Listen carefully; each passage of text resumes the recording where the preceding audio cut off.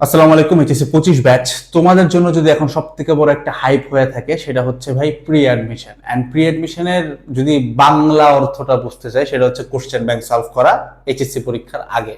এবং আমি কি বলবো, এটার পিছনে আমার অনেক বড় দোষ আছে। আমি একটা ভিডিওর নিচে কমেন্ট পড়ছিলাম এরকম যে ভাই আপনি কোশ্চেন ব্যাংক যেভাবে করে মানুষকে সলভ করাইছেন, প্রুফ দেখাইছেন, কমন আসছেন অল, এরপর থেকে তো 25 বছর সবাই কোশ্চেন ব্যাংক সলভ শুরু করে দেবে, তখন তো কম্পিটিশন আরো বাড়বে। তো হয়তো প্রি অ্যাডমিশনের যে এবার এত বড় একটা হাইপ, এবার মানে এমন হয়েছে যারা বিরোধিতা করতো প্রি অ্যাডমিশনের তারাও এখন প্রি অ্যাডমিশন লঞ্চ করতেছে। মানে আমার খুব কাছের লোকজন লঞ্চ করতেছে। তো আমার কাছে মনে হয়েছে যে এই হাইপটার মানে 0.1%-এর জন্য হইলেও আমি দায়ী। তো এটা নিয়ে আমার কিছু কথাবার্তা ক্লিয়ার আউট করা দরকার, যেটা আমি অলরেডি হয়তো ক্লিয়ার আউট করছি, বাট আমার কাছে মনে হয় ডেডিকেটেড ভিডিও 25কে দিয়ে বললে আমি একটু বেশি মানুষকে রিচ করতে পারবো, দ্যাটস এটা করা। সো তোমার যদি এমন কোনো ফ্রেন্ড থাকে যারা প্রি অ্যাডমিশন করবে কি করবে না এই ধরনের একটা সিদ্ধান্ত নিয়ে ভুগতেছে ডিসিশনহীনতায়, তাদেরকে জানাতে পারো ভিডিওটা দিয়ে। তো রিসেন্টলি আমার একটা বিড়াল আছে টাইসন নামের। তো ওই বিড়াল ছোট বাচ্চা একটা অসুস্থ হয়ে যায়, বমি টমি করতেছে। জাস্ট 2-4 মিনিট নিয়ে কথা বলবো এটা নিয়ে। তো ওকে ভেটের কাছে নিয়ে গেলাম, মানে বিলাইয়ের ডাক্তার আর কি। তো উনি দেখে বললো যে আপনার বিড়ালের তো ভয়াবহ লেভেলে ফুড পয়জনিং হয়েছে, আপনি কিছু খাওয়ানো যাবে না, স্যালাইন দেওয়া শুরু করলো।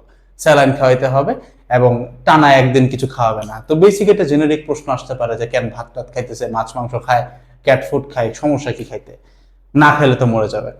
বাট দ্য ফ্যাক্টর ইজ আমি ওকে যাই দিচ্ছি ওর ডাইজেস্টিভ সিস্টেম এতটা বেশি পিস অফ শিট হয়ে গেছে যে কোনো কিছু হজম করতে পারতেছে না। তার মানে ওকে তুমি এখন যাই দেবা সেটাই ট্র্যাশ হবে, সেটাই ওর জন্য ক্ষতিকর।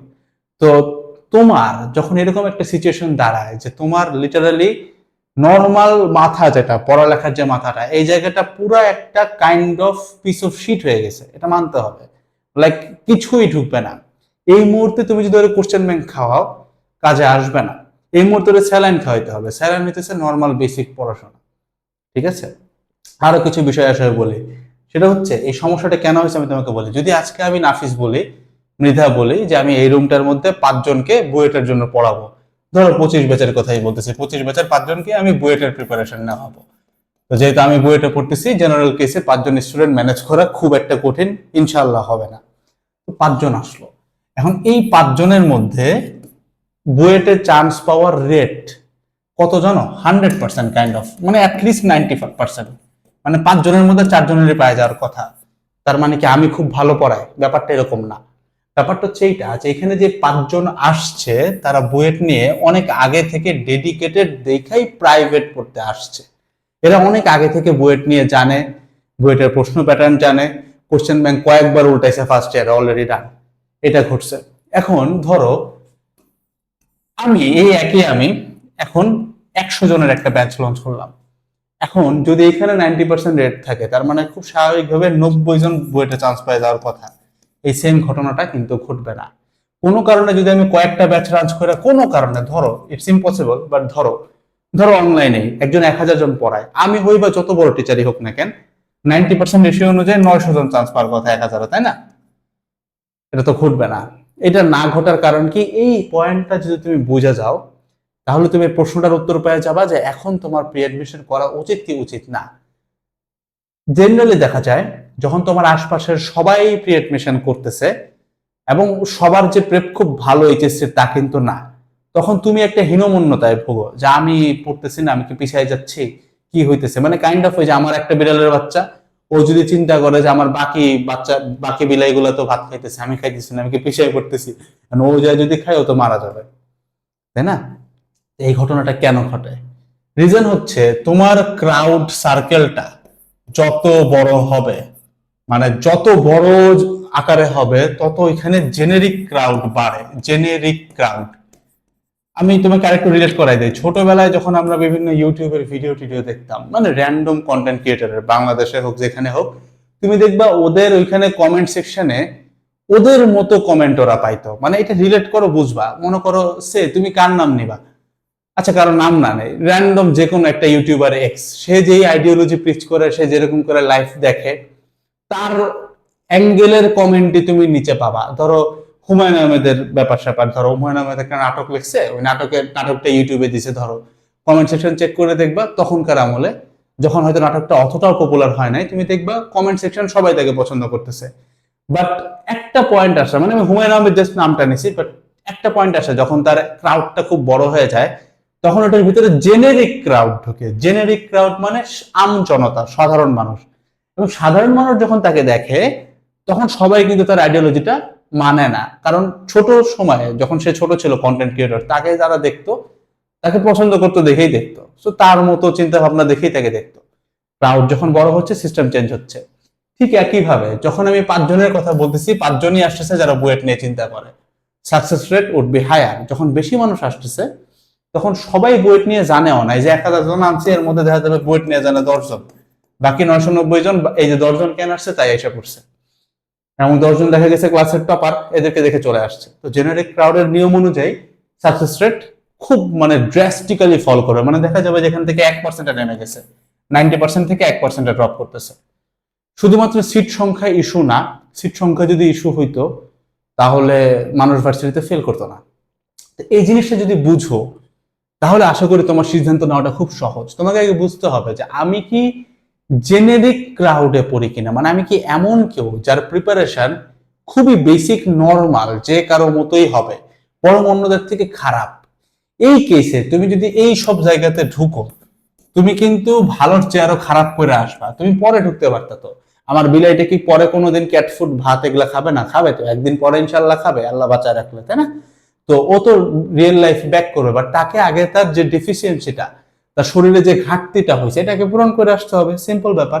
তাহলে এইবার আসো যে ভাই আমি কি দেখলে বুঝবো যে আমার এখন কোশ্চেন ব্যাংক সলভ করা উচিত বা উচিত না? দুইটা জিনিস।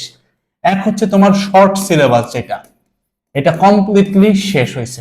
পয়েন্ট নাম্বার 1, খুব ভালো মতো শেষ হয়েছে। ইটস নট লাইক ভাই এটা পারবো, এরকম না, ভালো মতো শেষ হওয়া লাগবে। 2 নাম্বার হচ্ছে টেস্ট পেপার সলভিং শেষ হয়েছে। তুমি যদি টেস্ট পেপার সলভ না করো ঠিক মতো, তোমার সলভিং অ্যাপ্রোচই নাই, তুমি সলভ করতেছো এখন বুয়েটের প্রশ্ন, পরীক্ষা এইচএসসি পরীক্ষা জুনে আসবে হচ্ছে এইচএসসির প্রশ্ন, এইচএসসির প্রশ্ন দেখে তোমার কাছে তুমি এটা বুয়েট অ্যাঙ্গেলে নিবা, কঠিন ভাবে চিন্তা করবা, নাম্বার আসবে না। এটা হচ্ছে ব্যাপার। এবার আসলে কিছু জিনিসের উত্তর দেই। কোশ্চেন ব্যাংক থেকে কি কমন আসে? অবশ্যই কমন আসে। যে কোনো ভর্তি পরীক্ষায় 75%-এর উপরে কমন আসে। ঢাবিতে আমরা এই কঠিন পরীক্ষায় 80% এমসিকিউতে কমন দিছি, রিটেনে দিছি 75%। কুয়েটের প্রশ্ন সহজ ছিল, 95% কমন দিছি আমাদের 1 ঘন্টার ক্লাসগুলা থেকে। তোমাদের 25 বছর অনেকে এই ক্লাসগুলো করছে, আমি জানি করছে। তো কমন তো আসে। আরো একটা লাইন দিয়ে আমি উত্তরটা দিচ্ছি যে কোশ্চেন ব্যাংক করলে চান্স হয় কিনা। শুধু কোশ্চেন ব্যাংক পড়লে কাদের চান্স হয়? কেনই বা পড়বে? শুধুমাত্র কোশ্চেন ব্যাংক পড়লে, জাস্ট শুধুমাত্র কোশ্চেন ব্যাংক, মানে বুঝো যদি এরকমই হইতো যে কোশ্চেন ব্যাংক থেকে এই রেঞ্জে কমন আসতেছে, এবং যে কোনো ভার্সিটিতে তুমি জানো কাট অফ মার্কস, মেডিকেল বাদ দিলে ভার্সিটি ইঞ্জিনিয়ারিং এইগুলোতে কাট অফ মার্কস 60% থাকে, কোশ্চেন ব্যাংক থেকে আসতেছে ভাই 75%। তোমার যে কোনো ভাইয়া বলবে, এনি ভাই তোমার বাসার ভাই, শিক্ষক, অনলাইনের ভাইয়া, যারাই বলো না কেন, 75% কোশ্চেন ব্যাংক থেকে আসে, এটা যে কেউ মানে। এখন অ্যাটলিস্ট মানে ওই মানে 24-এর সিজনের পরে মানে, ঠিক আছে, এটা মানবে। এত প্রুফ দিছি, এটা না মেনে যাওয়ার জায়গা নাই। কাট অফ মার্ক 60%, সবার চান্স পাওয়ার কথা অবভিয়াসলি।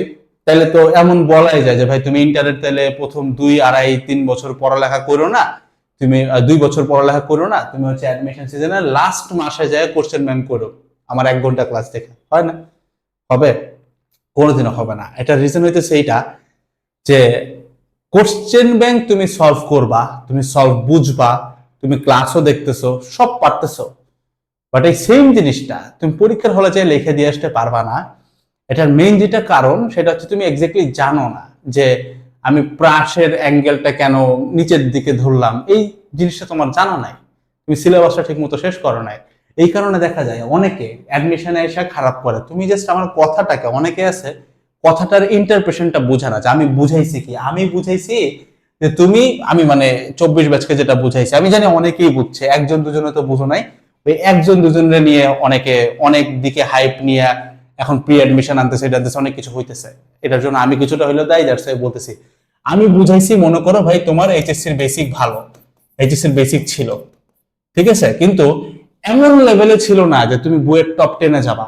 তখন আমি ওকে বলছি যে তুমি অনেক অ্যাডভান্স জিনিসপত্র, তারপরে তোমার তুখর ব্যাচ, তারপরে আইআইটি যে জিনিসপত্র, এগুলো সলভ করে তোমার লাভ নাই, কারণ তুমি তো টপ 100-এ যাইতে পারবা না, তুমি তো টপ 10-এ যাইতে পারবা না। যারা টপ 10-এ যায়, আবারও বলতেছি, এমন ঘটনা কখনোই ঘটে না যে পুরো এইচএসসি লাইফে তার রেজাল্টই ছিল না, ধুম করে সে অ্যাডমিশনে টপ 10, এই ঘটনা কোনোদিনও ঘটে না। এমন হইতে পারে যে এইচএসসি লাইফে খুব একটা ভালো পড়ালেখা করা নাই, বাট সে অ্যাডমিশন লাইফে বুয়েটে 500-এ চান্স পেয়ে গেছে টপ। এই ঘটনা হাজারে হাজারে আছে। কিন্তু তুমি যদি আমাকে বলো যে ভাই কিচ্ছু পড়ে নাই, লিটারাল কিচ্ছু পড়ে নাই, টপ 10-এ চলে গেছে জাস্ট অ্যাডমিশন সিজনে 3 মাস পড়া, ইম্পসিবল। তার মানে আমি তাকে বলছিলাম, তোমার যদি ক্যাটাগরি এমন হয় যে তুমি হইতেছে বেসিক ভালো, তবে তুমি টপ 10-এর ক্যালিবার না, অনলি ইন দ্যাট কেস এগুলা বাদ দিয়ে কোশ্চেন ব্যাংকটাকে ছোট করে পড়তে থাকো, কারণ এখান থেকে 75% আসতেছে, কাট অফ মার্কস 60%, 70% যদি উত্তর করতে পারো তোমার টপ 500 হয়ে যাবে। এই লোকটা যদি এগুলা করতো তাহলে তার চান্স হইতো না। বুঝো আমি গাইডলাইনটা কাকে দিছি, যার এইচএসসির বেসিক ভালো, ভালো 0.1 ভালো, তবে টপ 10 লেভেলে না, কিংবা এইচএসসির বেসিক হালকা খারাপ, তারপরেও এটা রিকভারি করা পসিবল, তাদেরকে দিছি। এখন একটা বুয়েটের যে ফার্স্ট হওয়ার ক্যালিবার, ও যদি কোনোভাবে চিন্তা করে যে আমি তাহলে এই জিনিস বাদ দিয়ে আমি এখন খালি কোশ্চেন ব্যাংক করি, ভাই ওর কোশ্চেন ব্যাংক তো ফার্স্ট ইয়ারে শেষ, ও এখন কি করবে? ও তো অবশ্যই এগুলো দেখবে, অ্যাডভান্স জিনিসপত্র দেখবে, তাই না? তো আমি কোন অডিয়েন্সকে কোন কথাটা বলছি এইটা আশা করি তুমি বুঝতেছো এই এই কথাগুলোর পরে। এইবার যেই ছেলেটার সিলেবাস শেষ হয় নাই, টেস্ট পেপার শেষ হয় নাই, ও যায় যদি এখন কোশ্চেন ব্যাংক ধরে, কি লাভ? কোশ্চেন ব্যাংক তো চাইলে ভাই 1 মাসে শেষ করা যায়, তোমার এখন করার কি দরকার? অবশ্যই যাদের এগুলো সব শেষ, সিলেবাস শেষ, টেস্ট পেপার শেষ, অবশ্যই তুমি প্রি অ্যাডমিশন করো, অবশ্যই কোশ্চেন ব্যাংক করো। আমি 1000% এটাকে তোমাকে আমি সাপোর্ট করি, রিকমেন্ড করি। ইভেন আমার কাছে টাকা পয়সা থাকলে আমি তোমার দিয়ে কোর্সে ভর্তি করে দিতাম। 2024 ব্যাচে চলতেছে, ওই আর্কাইভ গুলো তো তুমি পাবাই, 27 সাল পর্যন্ত থাকে, ওগুলো করে ফেলাও, আমি তোমার ভর্তি করে দিতাম, আমি নিজের টাকা দিই। The factor is like that, আমি তোমাকে বলবো। বাট যদি এই দুটো শেষ না হয়ে থাকে, ইম্পসিবল, এই কাজটা করো না। এটা হচ্ছে কাইন্ড অফ তোমার বদ হজম হচ্ছে। তাহলে তোমার এখন করা উচিতটা কি? সেটা হচ্ছে প্রথম লাইন, ভাই স্টপ ফলোইং দ্য হাইপ। হাইপটা আসছে কোশ্চেন ব্যাংক নিয়ে, এই সিজনের পরে কোশ্চেন ব্যাংক নিয়ে যে হাইপ আসবে এটা আমি খুব ভালো মতো জানতাম। নেক্সট সিজন তোমাদের সিজনে দেখবে আরো আসবে, কারণ আমার আরো এক্সট্রা কিছু প্ল্যান আছে। 26 বছর সময় দেখবে হাইপটা একদম তুঙ্গে উঠে যাবে যাবে। But the factor will always be the same. তোমাকে আগে বুঝতে হবে যে গাইডলাইনটা আমি কাকে দিছি। এটা মানে লাইক এইচএসসি 2 মাস পর, 3 মাস পর, জুনে এইচএসসি 4 মাস পর, এই পাবলিককে আমি গাইডলাইন গুলো দেই নাই, ঠিক আছে? এই গাইডলাইনটা দিছি আমি, ইদার তুমি ফার্স্ট ইয়ারে পড়ো, তোমার হাতে ইনাফ টাইম আছে, তোমার একাডেমিক্স এর পাশাপাশি তুমি প্যারালালে চাইলে কোশ্চেন ব্যাংক করতে পারো তাদের জন্য, অথবা যারা অ্যাডমিশন সিজনে আসছে এবং হাতের প্রস্তুতি মোটামুটি মানে টপ করার লেভেলে না, এখন তাকে বলছে যে এই জিনিসপত্র 14 ঘন্টা ধরে না দেখে কোশ্চেন ব্যাংক করো। এই হচ্ছে গাইডলাইনটা। প্যারালাল কাদের জন্য? আই গেস এই প্রশ্নটার উত্তর অলরেডি পেয়ে গেছো যে প্যারালাল অ্যাডমিশন কারা করে। মনে করো তুমি যখন ইন্টার ফার্স্ট ইয়ারে ছিলা, তুমি খেয়াল করলে দেখবে তখন কিন্তু প্রেশার এই লেভেলে ছিল না, তখন তোমার হাতে সুযোগ ছিল, তুমি ঠিক মতো পড়াশোনা করলে হয়তো পড়ালেখা শেষ হয়ে যায় তো ঠিক মতো, তাই না? ওই টাইমে চাইলে একটা মানুষ পড়ালেখার পাশাপাশি টেস্ট পেপার কইরা দেন টাইম বের করে কোশ্চেন ব্যাংক করতে পারে। এখন টাইম এসে পড়ছে শেষ, হাতে আছে 3 মাস, হাতে আছে 4 মাস, তুমি ভাবতেছো যে আমার টেস্ট পেপার হয় নাই, সিলেবাস শেষ হয় নাই, আমি কি করবো এখন? কোশ্চেন ব্যাংক সলভ করবো কেমনে ভাই? তো যাচ্ছে না। তোমার কাছে যেটা মনে হইতেছে কোশ্চেন ব্যাংক সলভ করতে অনেক সময় লাগবে, এরকম তো না ভাই। কোশ্চেন ব্যাংক তো 1-1.5 ঘন্টা করে সলভ করা যায় পার চ্যাপ্টার। আমি নিজেই করাইছি, আমি জানি। আমি যেহেতু করাইছি, এই সিজনে দেখবে এবার অনেকেই করাবে। তো পাবা, এরকম সার্ভিস পাবা, তুমি অনেকের কাছে পাবা, আমার না অনেকের কাছ থেকে পাবা। আমি তো আছি আর অনেকেই আছে, ঠিক আছে? এখনই পাগলা হয়ে যাওয়ার কিছু নাই, এই সুযোগ, এই অপরচুনিটি তোমার কাছে আরো আসবে। এখন সামনের যে সময়টা আছে সর্বোচ্চটা দিয়ে এরকম প্রস্তুতি নাও যে তোমার এইচএসসিটা কভার হয়ে যায়। এইচএসসি কভার হয়ে গেলে দেন শেষ 3 মাসে করা সম্ভব কোশ্চেন ব্যাংক দিয়ে। তোমাকে যারা খাওয়াইতেছে যে শেষ 3 মাসে কি বইটা সম্ভব কিনা, আরে ভাই শেষ 3 মাসে যদি সম্ভব না হয় তাহলে আর 2 মাস যোগ করে 5 মাসে কেমনে সম্ভব? আজব জিনিস। মানে আমি ধরলাম শেষ 3 মাসে বুয়েট সম্ভব না, শেষ 3 মাসে মেডিকেল হয় না, ঢাবি হয় না, তাইলে 3 মাসের সাথে হাতে আছে 2 মাস, 5 মাসে হয়ে যায়। মানে কেমনে? 5 মাসে হয় না, 6 মাসে হয় না, 1 বছরেও হয় না। BUET is a kind of journey, একটা জার্নি থাকা লাগে। তোমার বেসিক ঠিক থাকলে, বেসিক টেসিক ঠিক থাকলে, টেস্ট পেপার সলভ আছে, এইচএসসি তে ভালো করছো মোটামুটি, দেন তুমি 2-3 মাস না, তুমি 1 মাস ধরেও কোশ্চেন ব্যাংক ঠিক মতো সলভ করে গেলে বুয়েটে কোনো রকম একটা র্যাঙ্ক চলে আসবে। বাট এখন তুমি যদি ওই চিন্তা করো যে ভাই 3 মাসে সম্ভব নাই, তাই এখনই ভাইয়ার ভর্তি হইতে হবে, এই আমি বলতে চাইতেছি না নামটা, মানে খুব কাছের লোক তো তাই, বাট তুমি যদি এখন এমনি চিন্তা করো যে 3 মাসে সম্ভব না, তাহলে এখনই যে ভর্তি হয়ে যায়, কি করতেছো? এটা তো ভুল করতেছো। আমি মানে আমি তো নিজে ভুল করছি একটা পর্যায়ে ভাই, একটা সময় তো আমি ভুলগুলো করছি, এখন তো এগুলো বুঝি, জানি। কাজটা করো না, এটা তুমি তোমার নিজেকে ঠকাইতেছো। 3 মাসে যেটা হয় না সেটা 5 মাসেও হয় না, ঠিক আছে? তাদের লজিক অনুযায়ী আমি যে চিন্তা করি শেষ 3 মাসে কি বুয়েট সম্ভব, তোমাকে ক্যাম্পাসের ভিউ দিয়ে একদম পুরা ইমোশনাল বানায় যে কথাগুলো বলবে, এটা যে কেউ এগ্রি করবে। 3 মাসে যদি বুয়েট সম্ভব না হয়, 5 মাসেও সম্ভব না, 1 বছরও সম্ভব না, 2 বছরও সম্ভব না। সেই কথাটা জাস্ট তোমার আবেগে হিট করছে আর কিচ্ছু না।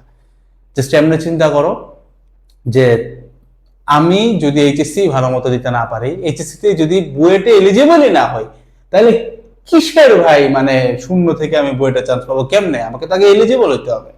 দ্যাটস ওয়াই এইচএসসি তে আগে ফোকাস করো। That's all about the whole video. আমি আসলে কথাগুলো বলতে চাই না, I feel sad, I do feel sad, but এটা বলা ছাড়া কোনো গতি ছিল না। মানে যখন আমি দেখি অনেকে এরকম কমেন্ট করবে, আমি জানি যে ভাই 3 মাসে তো হবে না, এখনই করতে হবে। ভাই জানি তো হবে না 3 মাসে, ভাই 5 মাসে কেমনে হবে? তুমি সম্ভব কেমনে যদি তুমি এই স্টেয়ার লেডারটা মেনটেন করো ভাই। এই যে মনে করো সাকসেস, ধরো তোমার এই যে বুয়েট, ঠিক আছে, এটা হচ্ছে তুমি কেমনে যাবে এই পর্যন্ত?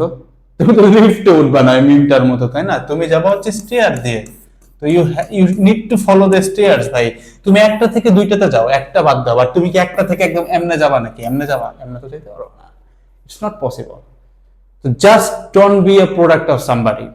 আগে সিলেবাসটা শেষ করো। তোমার হাতে এখন ফেব্রুয়ারি নাই বলা যায়, এক সপ্তাহ নাই, মার্চ আছে, এপ্রিল আছে, ঠিক আছে? মার্চ এপ্রিলে ধরে ধরে তোমার সিলেবাস শেষ করো, টেস্ট পেপার শেষ করো।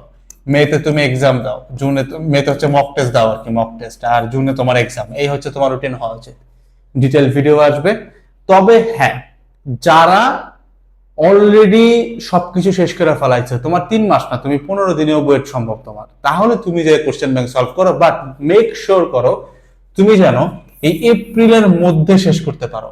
মানে অ্যাট লিস্ট এইচএসসির আগে তোমার যেন একটা মাস টাইম থাকে এইচএসসির পড়া দেখার জন্য। আদারওয়াইজ হইতে পারে তোমার বেসিক এখন খুবই ভালো, কোশ্চেন ব্যাংকও করলা, তুমি অ্যাডমিশনের জন্য পুরো প্রস্তুত, কিন্তু এইচএসসি তে এমন একটা মার্ক পাইলে যে এইচএসসি তে অ্যাডমিশনে বসতেই পারলা না।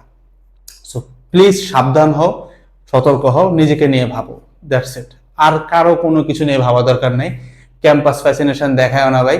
এখন তো অনলাইনের যুগ চলে আসছে, ক্যাম্পাসের মধ্যে ট্রেলার শুট করে দিলেই একদম হিট।